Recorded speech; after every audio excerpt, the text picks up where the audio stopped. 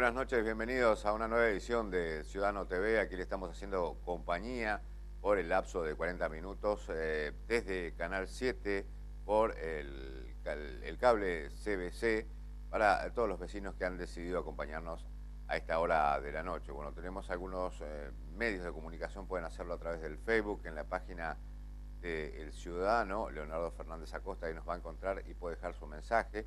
Hoy no me acompaña mi compañera Julieta, bueno, porque está en algún sentido, no está pasando por un buen momento de salud, digamos, por estos cambios y estos fríos con referencia al tiempo que estamos pasando. Y hablando un poco del tiempo, le contamos que en la ciudad de Formosa hacen 16 grados centígrados, va a seguir descendiendo la temperatura en la noche de hoy, por supuesto, muy temprano por la mañana del día martes 13 el día de mañana, que hay únicamente tarea administrativa en cuanto a los empleados de la Administración Pública Provincial hasta las 10 de la mañana porque se festeja San Antonio. Así que solamente hasta las 10 van a haber actividades y las oficinas públicas estarán atendiendo el día de mañana.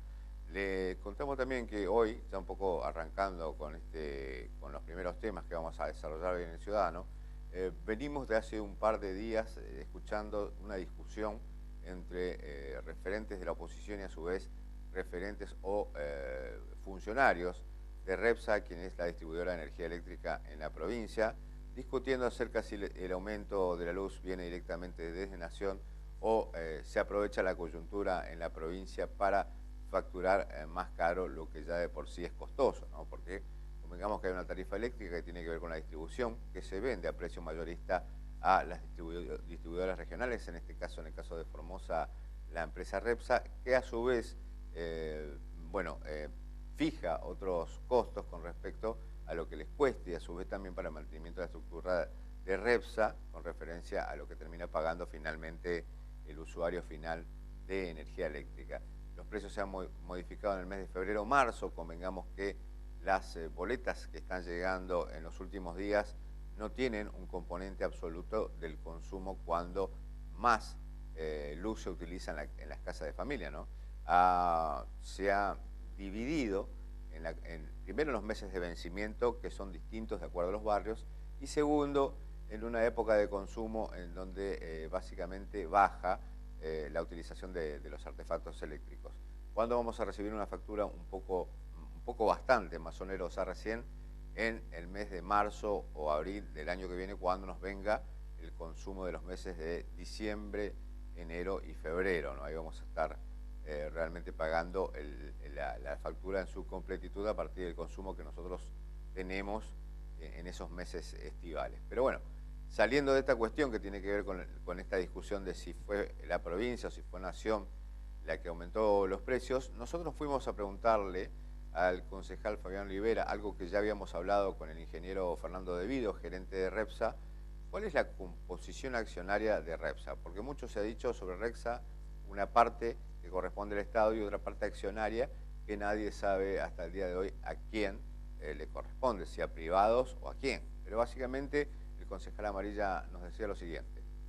Bueno, muchas gracias, concejal, por atendernos. Y habíamos tenido una charla previa la semana pasada que viene a colación con lo que está sucediendo en esta discrepancia, básicamente, entre Repsa o el ingeniero Fernando Devido y a su vez también, bueno, por un lado el diputado Carabajal, la diputada Antonella Maglietti. Pero nosotros queremos abordar el tema por otra circunstancia, digo que ya habíamos tenido una charla muy breve, pero en la previa, y que tiene que ver con la composición accionaria de la empresa Repsa, que según también lo que ha dicho el ingeniero Fernando Devido,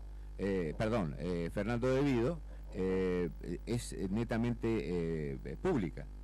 No, mira, en realidad es una empresa, una sociedad anónima.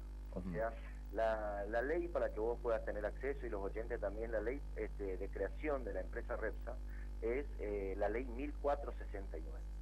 Sí. Esta ley después fue modificada y se amplió. O sea, pasó a ser una superempresa, digamos, porque incluso ampliaron hacia la posibilidad de la explotación del rubro de la telefonía. La empresa Repsa lo que significa esa sigla de Recursos y Energía Formosa Sociedad Anónima, Repsa, eso es lo que significa. Y el Estado, al crear esta empresa, se aseguró el 51% del capital como mínimo. Vale decir que ahí tiene una llave del manejo, ¿no es cierto?, del Estado, que tiene que ser más del 51% o 51%. Esto es lo que, y bueno, y la composición del resto, esta ley le dio amplias facultades a la empresa para que pueda integrar el paquete accionario privado vía estatutaria, ¿no es cierto? Claro. O sea que lo que haría falta acá es que el señor Devido nos diga de qué forma amplió la participación de terceros en la composición accionaria de Repsa Sociedad Anónima, digamos, porque esta ley expresamente establece de que es el 51% del Estado. Y nosotros tenemos noticia de que hay participación del sector privado y que hasta la fecha no se ha esclarecido en forma concreta quiénes son, qué personas son, qué empresas son. ¿Está? Claro. Porque no nos olvidemos que esta empresa se termina ampliando en sus objetivos, que arrancó primero con la administración de la terminal de ómnibus y luego tuvo una ampliación en sus objetivos que incluso llega a la explotación hidrocarburífera dentro del territorio. Claro, Por eso es que es importante saber hasta dónde llega, ¿no es cierto?, la composición del sector privado en esto. Y por el otro lado también porque termina absorbiendo el Ford Sociedad Anónima, que como ustedes saben, al momento de privatizarse allá en la década del 90, ¿no es cierto?, se le concedió la explotación del servicio de energía eléctrica para domiciliaria a la empresa de Ford Sociedad Anónima. Claro. Luego, 14 años más tarde, el Estado termina expropiándolo, dando por concluida la concesión por incumplimiento que convengamos, durante los 14 años prácticamente incumplieron. Claro. Pero nunca querían dejar sin efecto, pese a los distintos proyectos que la oposición presentaba en la legislatura, no querían dar por concluido cuando era flagrante el incumplimiento de los servicios que estaba prestando de Ford. Claro. Pero lo han sostenido durante 14 años, luego del cual terminan estableciendo, ¿no es cierto?, la ruptura de esa sociedad que había con el Estado y crean por ley 1469, ¿no es cierto?, Recursos y Energía Formosa Sociedad Anónima. ¿Y por qué la importancia de esto? Y es importante porque hoy se está discutiendo el precio final que le llega al usuario de Formosa. Y esto es lo preocupante porque el aumento que se dio en el orden nacional, además de asegurar, ¿no es cierto?, de que el precio de la tarifa social y el beneficio en su conjunto se le garantizaba a los formoseños, ¿no es cierto? Además de eso se estableció un aumento general del 30%. Resulta ser que, hasta un 30%, y resulta ser que en Formosa muchas de las facturas que le llegan a los usuarios llegan incluso a aumentos del 150%. Sí. Entonces, ¿qué sostenemos nosotros? De que bajo el nombre de genérico de mantenimiento y de servicio de energía domiciliaria, acá han aumentado el costo originario operativo en un 80%. Claro. Entonces lo que decimos es que hay un negocio fabuloso que está haciendo la empresa Repsa, ¿no es cierto? Por eso es importante ver quiénes son los privados que participan, porque encima que hacen un excelente negocio, ¿no es cierto?, como nunca antes, que uno lo puede observar a simple vista, porque uno ahora va y mira cuáles son los vehículos que tiene Repsa y va a encontrar que hay un montón de vehículos 0 kilómetros, le está yendo muy bien. Claro. El tema es que a su vez logran también un beneficio de carácter político para el doctor Infran. Este beneficio es culparlo a Macri de esta situación. Claro. Entonces ese es el camino fácil, culpar al Macri, hacer un excelente negocio y de aquí en más que le reclamen al presidente de la Nación. Entonces nosotros lo que no vamos a permitir que esto suceda, vamos a decirle claramente a los formoseños que en la responsabilidad del precio final de la energía que le llega en la boleta a cada uno de los formoseños lo establece el Estado provincial, ¿no es cierto?, con la mirada cómplice, y acá es grave esto, con la mirada cómplice del ente regulador de obras y servicios públicos que tiene que saber de qué lado del mostrador tiene que atender, y es del lado de los usuarios. La ley que le otorga la competencia al ente regulador de obras y servicios públicos tiene que dar como resultado de que el ente controle este tipo de excesos.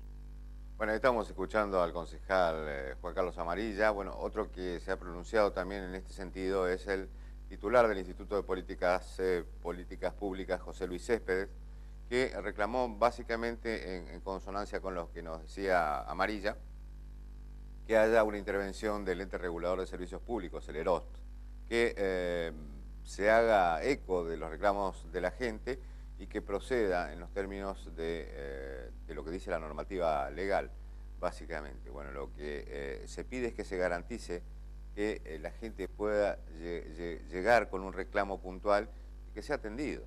Si no estamos, esto ha ocurrido ya con las tarifas, digo, cuando se silenció toda esta cuestión de que aumentaron los precios, el EROPS no tiene absolutamente ningún reparo cuando es la prestataria la que le da el valor de las tarifas eléctricas. Es decir, no ha manifestado en ningún momento un reparo sobre el aumento sí o el aumento no, como sí ha ocurrido en otras provincias. Hay entes no de reguladores de servicios de obras públicas, sino solamente, sino que también defensorías del pueblo en otras provincias siempre han manifestado reparos al aumento de la tarifa hasta tanto no quede en algún sentido aclarada a través de esto que se denomina audiencia pública, y por lo cual ha sido el año pasado, ha habido una resolución de la justicia que le ordenaba al Gobierno Nacional retrotraer las tarifas eléctricas, no sin antes efectuar una audiencia pública en donde se consensuaría el aumento de la tarifa pública. En Formosa eso no sucede, no hay ninguna audiencia pública, que es lo que en algún sentido ha motivado que retrotrajeran la tarifa eléctrica hacia atrás en otras provincias, básicamente la provincia de Buenos Aires. Pero aquí eso no ocurre. Y sobre la imposibilidad de realizar una audiencia pública también está la imposibilidad de un organismo, un ente regulador de servicios públicos, que hace oídos sordos a los reclamos y que ni siquiera se pronuncia de manera clara, de manera evidente, de manera eficiente con respecto a las idas y vueltas con REPSA.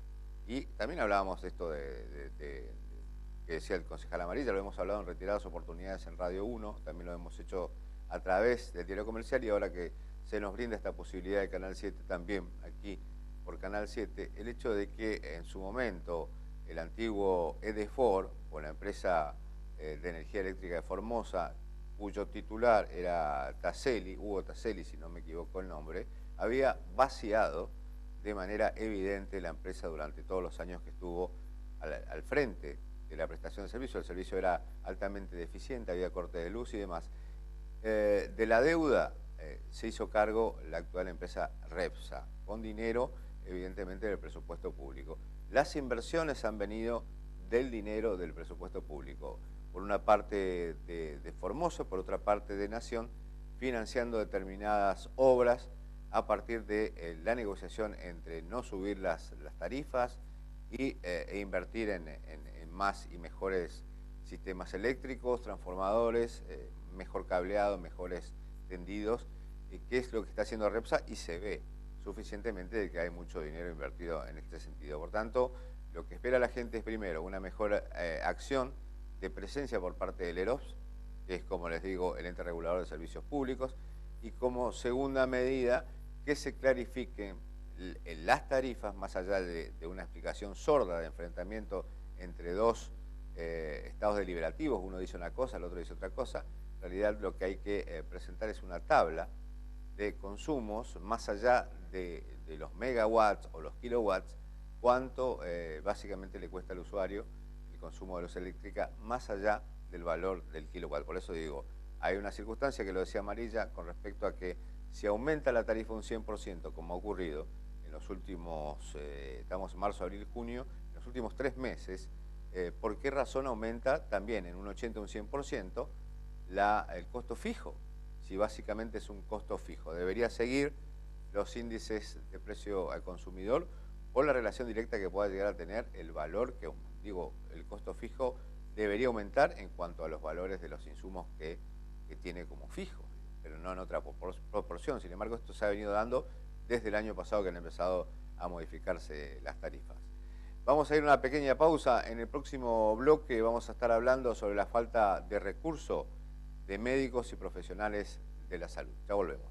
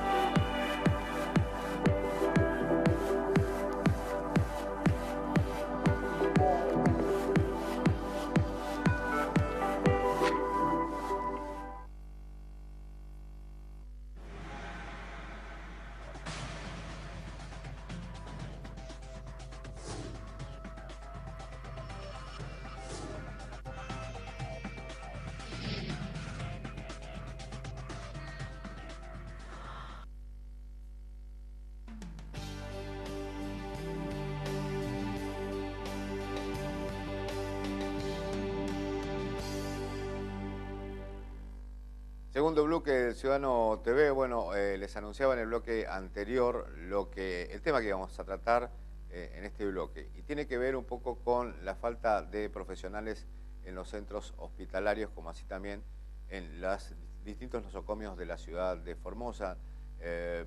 Nosotros llegamos a recabar alguna información con respecto a que hay ofertas más atractivas en otras partes del país, básicamente donde se puede desarrollar la tarea propia del médico y a su vez también capacitaciones, posgrados, especializaciones. Estamos hablando de los grandes centros urbanos de la República, Buenos Aires, Santa Fe, Córdoba, y es por eso que muchas veces los médicos eligen migrar hacia el centro de nuestro país que desarrollar sus tareas en estas provincias, tanto del NEA como del NOA. Otra de las circunstancias se da básicamente en el NEA, en donde hay tres centros de formación universitaria de médicos. Uno es la Universidad Nacional del Nordeste, en Corrientes; otro es en Posada, la Universidad Nacional de Misiones, ambas estatales; y en tercer lugar la Universidad Barceló, que queda en Santo Tomé, en la provincia de Corrientes. Son las tres unidades académicas que forman profesionales de la medicina y que sin embargo corren la suerte de tener que elegir dónde especializarse, dónde realizar la residencia, y generalmente lo hacen hacia el centro del país. Básicamente el otro problema es que muchos de los médicos especialistas que vienen a desempeñarse en las provincias, Misiones, Corrientes, Chaco, Formosa, por cuestiones de que tienen la familia en estas provincias o por cuestiones de las más variadas, tienen la oferta tentadora, en un ejemplo práctico básicamente, del Brasil, que a médicos con determinadas especialidades le ofrecen un ingreso inicial de 12.000 reales, lo que multiplicado a nivel del cambio, entre un 5 y 6 pesos, son más de 60.000 pesos argentinos de inicio.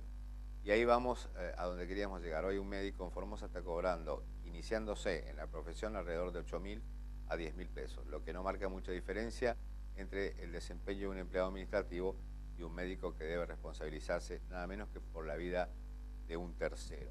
Pero hablamos con el doctor Fernando Parra, quien es el titular de la Superintendencia de Salud de la Nación en Formosa, y nos contaba lo siguiente. Sí, el hecho de que falten profesionales o recursos humanos médicos, más que nada en lo que tenga que ver a salud, es un hecho real, pero también hay que tener en cuenta que no es un hecho propio, ¿no es cierto?, de esta provincia, sino de todo lo que es la parte interior del país. Claro. O sea, lamentablemente no estamos, no se forman los profesionales, la cantidad de profesionales adecuados, y aparte de eso, los profesionales que se reciben, a lo mejor por ahí no eligen el interior del país para radicarse, y y esto genera un problema de recursos humanos serio en todo lo que tenga que ver el interior. Ajá. Tiene un poco que ver también con los ingresos bajos que hay, al menos acá nosotros conocemos, un médico en el Hospital Central, por ejemplo, está en el rango de los 8.000, 9.000 o 10.000 pesos de sueldo. Sí, el hecho radica en muchas variables. Una de ellas es la parte económica. Por supuesto que uno, cuando generalmente estudia medicina, se dirige a los centros donde se encuentran las facultades. En nuestros casos, lo más cercano que tenemos es Corrientes. Después tenemos, ahora se tocó una facultad en el Chaco, en Sáenz Peña. Después tenemos Santo Tomé, una privada, y eso hace de que haya una migración importante de estudiantes y que a lo mejor se vayan a estudiar y después encuentran un campo laboral en otros lugares, y eso se hace difícil después que repatriar. Claro. el recurso académico que se fue, ¿no es cierto?, y que a la hora después de recibirse no tenemos no vuelven con lo que como querríamos nosotros, y ahí influye un poco la parte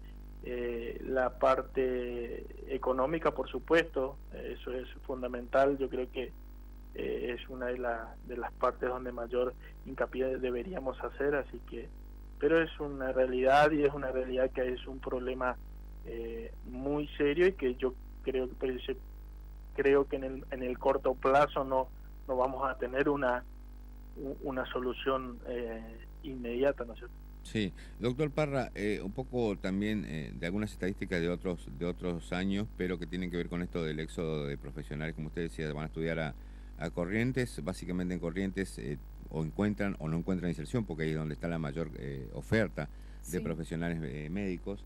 En Misiones ocurre lo mismo, pero se da una cuestión que aquellos profesionales que tengan un buen desempeño en la facultad, ya sea académico o con especializaciones y demás, son tentados por países como Brasil, donde les ofrecen contratos que por supuesto son muchos más ventajosos que los que podría llegar a tener en la zona, ¿no? Que realmente debería ganar un médico. Claro. Sí, el principal problema primero radica, ¿no es cierto?, a la hora que van a estudiar y que se reciben en un...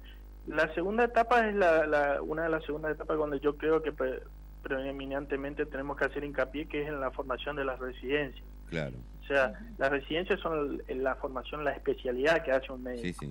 Y hoy en día tenemos muy pocas personas o muy pocos chicos que vengan a hacer la residencia a Formosa. Eso hizo de que caiga el número de residentes que ingresan a la provincia, y eso se nota, y ahí sí influye mucho un poco la parte económica. Yo creo que con algún tipo de estímulo mayor a la hora de querer repatriar a esos chicos que van a hacer una residencia y la verdad que brindarle un mayor nivel académico también a la hora de que esas personas puedan realizar su residencia, eso podría o mejoría un poco el que vuelvan, ¿no es cierto?, ese recurso humano a la provincia, porque generalmente los chicos terminan de estudiar, se van a hacer una residencia a las grandes ciudades, por ejemplo, por decirlo más cerca acá, no sé, cardiología del Instituto Cardiológico, o se van a Buenos Aires a hacer, y después, como son buenos estudiantes, tienen una buena formación, después esos especialistas se quedan en las grandes ciudades, donde el campo laboral es mayor, la paga es mayor, y eso influye mucho. Ahora, esto se agrava en el interior, doctor, ¿no? En el interior ni hablemos, o sea, si estamos hablando de que tenemos médicos que se van a formar a otras provincias, que después ya a veces ni siquiera quieren volver a la capital provincial, menos todavía tenemos el hecho de que quieran volver al interior de la provincia, donde la calidad de vida es lamentablemente es mucho de peor calidad, en el sentido de que estamos lejos de todos los centros urbanos, mejor no tenemos las comodidades que tenemos en una gran ciudad, entonces a la hora de elegir uno elige la capital, entonces se hace muy difícil. Yo creo que a corto plazo esto no se va a solucionar. Estamos tratando de evaluar y de hacer un proyecto y presentarlo, donde lo que haremos es tratar de encontrar una solución a largo plazo, y para eso tratar de becar estudiantes de lo que tenga que ver todo el interior provincial, o sea, becar chicos para que vayan a estudiar medicina con una cláusula que ellos tengan que venir de nuevo al interior provincial a trabajar, pero realmente becar de manera activa, con una buena beca, porque por ahí me van a decir que existe una beca, que es la beca Maradona para estudiar, pero es una beca de muy bajo poco importe dinero, económico, claro, que a veces no, si bien ayuda, y la verdad que ayuda bastante, no es algo que pueda solventar totalmente el estudiar. Entonces yo creo que a largo plazo, a 6 o a 7 años, yo creo que hay que tratar de estimular a los chicos del interior a que vayan a estudiar medicina, porque es la única opción que tenemos para a largo plazo tratar de copar esas plazas que tenemos, qué sé yo, en Juárez, en Lomitas, en todo el interior, ni hablar los pueblos más chicos, Campo, Tigre, o sea, donde Belgrano, que siempre uno ve que hay reclamos por parte del pueblo que no tiene atención médica. Entonces yo creo que es la solución a largo plazo es esa, tratar de hacer un proyecto, de llevar chicos a estudiar, por supuesto, controlándolos, de que estudien y que el día de mañana cuando se reciban tengan la obligación de venir a ejercerlo en el interior provincial. Bueno, estábamos escuchando al doctor Parra, titular de la Superintendencia de Salud de la Nación aquí en Formosa, hablando un poco de cuál es el diagnóstico, de por qué los médicos, básicamente por qué los adolescentes se van a estudiar a otro lugar. Acá no hay medicina, pero sí lo hay en Corrientes, sí lo hay en Chaco también, ahora le recordaba en la localidad de Saespeña, sí hay en Misiones, sí también en Santo Tomé, en la provincia de Corrientes. Deben ir obligatoriamente a estudiar medicina a otro lugar. Antes la medicina era algo que en algún sentido estaba o tenía un cupo ya bastante completo en la provincia. Hoy escasean médicos en la provincia, sobre todo en el sistema de salud público, que es donde se ve las mayores carencias, ¿no? Pero en el interior, evidentemente esto se agrava por las condiciones o la calidad laboral y con respecto a que es poco atractivo ir al interior a trabajar como médico, básicamente, ¿no? Por eso hay muchas salas o centros de salud en el interior en donde escasean los médicos. Pero hablamos también con una delegada de ATE del Hospital Central que nos decía, por ejemplo, que en esto del deterioro en la atención pública, en algunos hospitales que son modelo, como es el Hospital del Circuito 5, el distrital número 8, si no me equivoco, los pacientes que van a atenderse a ese hospital finalmente terminan siendo derivados al Hospital Central, convirtiéndose esto que en su momento se pensó como para que el Circuito 5 tuviera su propia atención, en un cuello de embudo que termina sumando a los pacientes del Hospital Central. La escuchamos a Betty Chaparro, quien habló con nosotros. Mira, con respecto al Hospital Central, el personal de enfermería está trabajando como puede, como siempre. O sea que la situación no es que cambió mucho. ¿Y a qué se debe esta situación de trabajar mal? Porque resulta que se contrataron 70 personal de enfermería, pero hay gente que fueron auxiliares de enfermería, hoy son licenciadas de enfermería, gente jóvenes, que renuncian al Estado para ir a hacer la residencia para que le puedan recategorizar como corresponde. Esa gente se pierde. Claro. ¿Entendés? Esa gente no está en el hospital, se fueron. Claro. Nombraron 70, pero así como entraron, se fueron, renunciaron por mejor calidad económica. Claro, claro. O sea que no estamos bien, estamos mal, en el Hospital Central estamos mal. Inclusive nos estamos empezando a reunir para ver cómo podemos hacer, porque la parte más importante es pelear por las recategorizaciones. Claro, claro. Hay enfermeros que tienen la última categoría de salud de la ley de carrera sanitaria, que es la 28, que ingresaron con esa categoría y hoy son licenciados y siguen con la categoría 28. Claro. Nosotros en salud estamos pésimos acá en Formosa. Lo que hace a la parte médica, lo que hace a la parte enfermería, parte técnica, administrativa. Hablo siempre generalmente del Hospital Central, que es donde más conozco. Claro, sí, específicamente es el que más se ve también porque la gente es a donde más asiste en la ciudad del sector. Yo creo que ya ni hace falta que tenga que decir que nosotros somos el receptor de la provincia de Formosa, porque eso todos lo saben, es de conocimiento, que salgan a decir de que el distrito 8, de que la alta complejidad y de que lo otro, la gente también sabe que es mentira, porque lo tenemos todos los días la gente llorando, ¿no?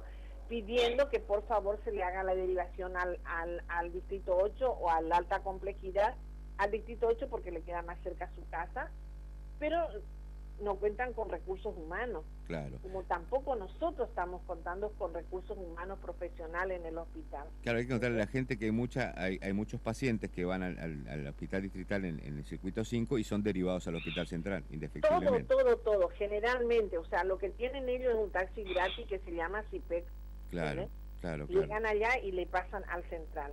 Claro. Y en el central también no hay médicos. Claro. Vos te vas en emergencia y no sé por qué dicen sí hay, pero es cuestión de investigar, que vayan y vean y le golpeen la mano a la madrugada, a la tarde, y se van a encontrar de que no hay médicos en la guardia. No hay médicos. Lo que están cubriendo la emergencia son los residentes médicos. Claro. Y aparte de eso, ¿qué está haciendo otra vez nuestro señor ministro? Claro. Residente que puede sacar del central lo manda al interior. Ajá. No lo dejan en el hospital. Están desvaciando, ya sea de enfermería, porque también había gente, por ejemplo, personal de enfermería, que terminaron su residencia, que podrían haberse quedado en el hospital y fueron, salía el contrato, era o te vas o te quedas sin contrato. Claro. ¿Entendés? Aceptado te va el tema, ¿viste? O sea, ellos hacen su regla de juego. Claro, sí, pero nosotros estamos muy mal, te digo. Inclusive hoy estábamos por llamar a los medios, nos íbamos a reunir por el tema de la recategorización del personal de enfermería, que es lo que le va a alzar un poquito más su salario, su sueldo, ¿entendés? Sí. Y un poco abandonado porque no tenemos nada. Claro. Ahora, Chaparro, esto de la ley de la carrera sanitaria que absolutamente obsoleta, no se ha cumplido para nada, ¿no? Porque antes había una diferencia entre trabajadores de la salud y el resto del escalafón general, pero hoy, ha quedado tan precarizada la situación. Bueno, pero en realidad, desde que sube este ministro, el doctor Décima, es como que la ley de carrera sirve para castigar al trabajador, pero no sirve para pagarle lo que le corresponde. Mira O sea, cuando te mandan una nota para hacerte un llamado de atención o para darte un castigo, te dice según la ley de carrera, bla, bla, bla, bla. Pero cuando te tienen que pagar, porque la ley de carrera sanitaria dice que nosotros tenemos que ganar el 30% más del escalafón general, que no lo estamos ganando porque estamos por debajo del escalafón general. Sí. Y también el tema de vos te perfeccionás y automáticamente tiene que ponerte en la categoría que te corresponde, cosa que no ocurre, pero eso lo venimos y lo vamos a empezar a luchar ahora a partir del lunes, por ahí vamos a empezar a luchar. Bueno, estamos escuchando a Betty Chaparro, que es delegada de ATE en el Hospital Central, contando algo que ya lo contó en retiradas oportunidades, que es básicamente la falta de recursos humanos en ese nosocomio, y lo que les decía al principio, el hospital distrital del circuito 5, el hospital distrital número 8, debería funcionar a manera de descomprimir la asistencia de personas hacia el hospital central, en el centro de la ciudad.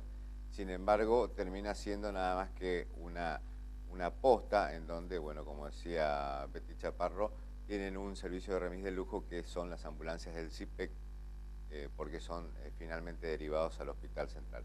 Entre muchas otras cosas que podemos estar hablando de salud, y bueno, decidimos tocarlo de manera tangencial para ver que en Formosa no solamente hay sueldos bajos, lo cual hace muy poco atractiva la oferta laboral, sino que también no solo nos estamos quedando sin profesionales de la salud, sino también sin la cantidad necesaria de auxiliares de la salud, que después de que estudian una carrera universitaria, bueno, se encuentran con que no son reconocidos dentro de esta ley, que en algún momento fue de avanzada, la ley de la carrera sanitaria, estoy hablando, que finalmente se ha desvirtuado tanto, se ha desgastado tanto, que hoy no tiene la más absoluta diferencia que con el resto del escalafón general, ¿no? Pues convengamos que trabajar en salud tiene una plusvalía que en su momento fue reconocida por esta ley, y al día de hoy, bueno, está totalmente equiparada a los sueldos bajos del escalafón general. Vamos a una pequeña pausa, enseguida volvemos.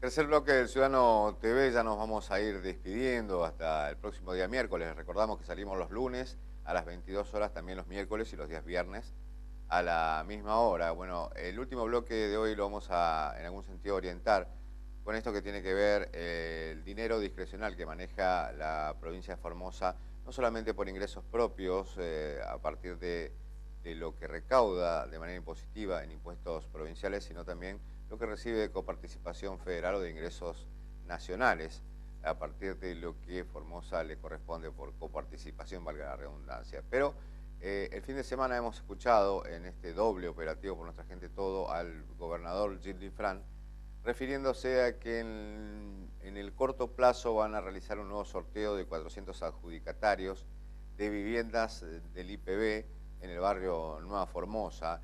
Y hoy por la mañana escuchábamos al titular del IPB, el ingeniero Marcelo Ughelli, quien hablaba de una erogación por parte de la provincia de casi 1.000 millones de pesos en referencia a lo que ellos ven como un recorte en el envío de fondos del gobierno nacional que tiene que ser paliado, bueno, con estos 1.000 millones que pone la provincia. La pregunta en este sentido es, si la provincia puso 1.000 millones en esta situación, estamos hablando de menos de un año a esta parte, en donde se empezaron a dar algunos retrasos en los envíos de fondos, en el pago de certificados de la obra pública, específicamente en viviendas y específicamente en el barrio Nueva Formosa, ¿por qué no se invirtió antes en viviendas con la disponibilidad de dinero que tiene la provincia? Es una pregunta que básicamente nos lleva a sacar la conclusión de que la provincia de Formosa hoy se queja de que no recibe los fondos, pero que en realidad tiene una mayor disponibilidad de fondos de la que la gente conoce o al menos se transparenta básicamente y que llega a la provincia. El mes de mayo Formosa recibió 2.200 millones de pesos, gastó 1.250 en sueldos y casi un poco más del 45% le ha quedado disponible a la provincia para poder, bueno, invertirlo, gastarlo, redistribuirlo, alguna de esas tres cuestiones, porque no sabemos básicamente a dónde han ido.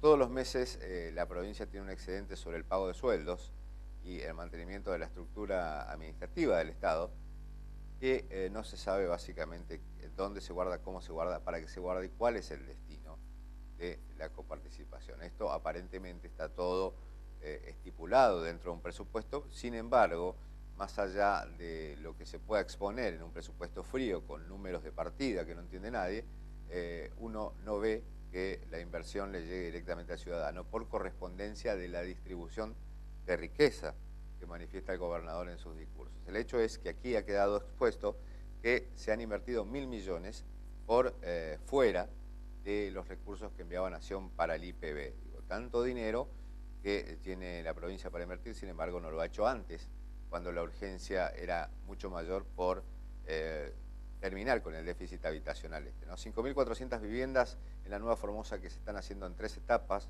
como lo ha manifestado Ughelli, que sin embargo no han terminado siquiera la mitad de la segunda etapa. Han terminado la primera, van por la mitad de la segunda y todavía falta mucho para completar las 5.400 viviendas de la Nueva Formosa, ¿no? Algo que nos llama poderosamente la atención, que de repente cuando las papas queman en cuanto al envío de fondos por parte de Nación, sale plata mágica que sirve por supuesto para enrostrarle al gobierno nacional que la provincia puede sostener la construcción de viviendas, pero que sin embargo no ha salido en otros momentos anteriores al cambio de gobierno. Algo muy curioso, ¿no?, que ha sucedido el día de hoy. Pero nos estamos yendo, no nos quedan más tiempo, los esperamos el día miércoles a las 22 horas y por supuesto aquí por Canal 7. Hasta el miércoles.